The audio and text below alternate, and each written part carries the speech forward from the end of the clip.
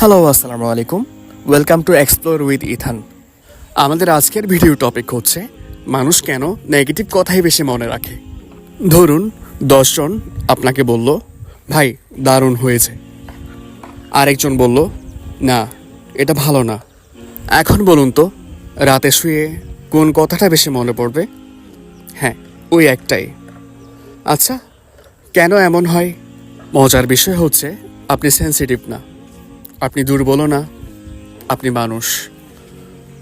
কারণ আমাদের মস্তিষ্ক এভাবেই ডিজাইন করা। অনেক আগে যখন মানুষ জঙ্গলে থাকতো, তখন কেউ যদি বলতো ওইখানে বাঘ আছে, এই কথাটা মনে রাখা জীবন মরণের প্রশ্ন ছিল। আর কেউ যদি বলতো আজ আবহাওয়া খুবই সুন্দর, ব্রেন বলতো এটা পরে ভাবা যাবে। এই হ্যাবিট এখনও আমাদের মাথায় রয়ে গেছে। এর আরেকটা কারণ হচ্ছে পজিটিভ কথা আসে ধীরে ধীরে, আর নেগেটিভ কথা আসে সরাসরি আঘাত করে। ভালো করছো ভার্সেস এটা একদম বাজে, দ্বিতীয়টা যেন মাইকে চিৎকার করে কেউ বলছে। আর ব্রেইন বলে এটা ইম্পর্টেন্ট, এটাই বেশি ইম্পর্টেন্ট।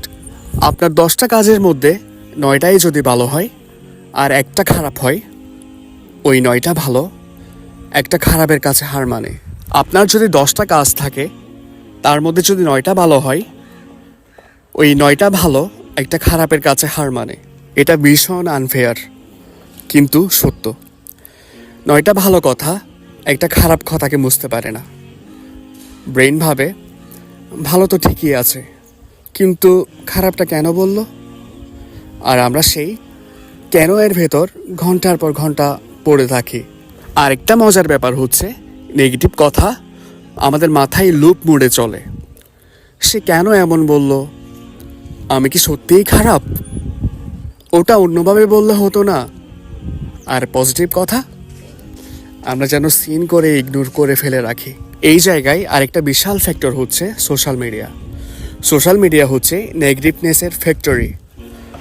একটা ভিডিওতে 100টা ভালো কমেন্ট আসলে আর যদি একটা খারাপ কমেন্ট আসে, আমরা কি করি?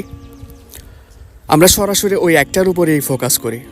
আমাদের মাথা বলে এই লোকটা মনে হয় আমার শত্রু, কিন্তু আমরা একবারও ভেবে দেখি না যে একটা অর্ডিনারি যে কোনো মানুষের কমেন্টে একটা বাজে কমেন্টটা আমার কী বা আসে যায়। আরেকটা মজার বিষয় হচ্ছে যে মানুষটা আপনাকে নেগেটিভ কথা বলেছে, সে নিজেও হয়তো 5 মিনিট পর ভুলে গেছে, কিন্তু আপনি 3 বছর পরেও হয়তো মনে রেখেছেন। তাহলে আমরা করবোটা কি?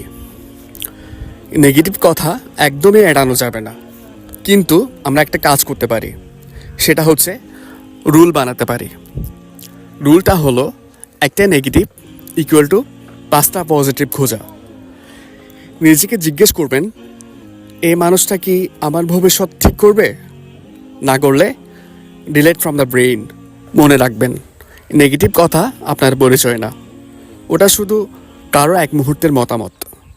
তাই আজ রাতে ঘুমানোর আগে একটা নেগেটিভ কথা বাদ দিয়ে 3টা পজিটিভ কথা চিন্তা করবেন। এতে করে আর যাই হোক বা না হোক, আপনার মেন্টাল পিসটা বজায় থাকবে, যেটা আপনার জীবনের জন্য খুবই ইম্পর্টেন্ট। এখন কমেন্টে বলুন কোন নেগেটিভ কথাটা আপনি এখনও ভুলতে পারেননি। ভিডিও ভালো লাগলে প্লিজ আপনার বন্ধুবান্ধব এবং আপনজনের সাথে ভিডিওটা শেয়ার করবেন এবং আমাদের চ্যানেলটা সাবস্ক্রাইব করতে ভুলবেন না। ধন্যবাদ।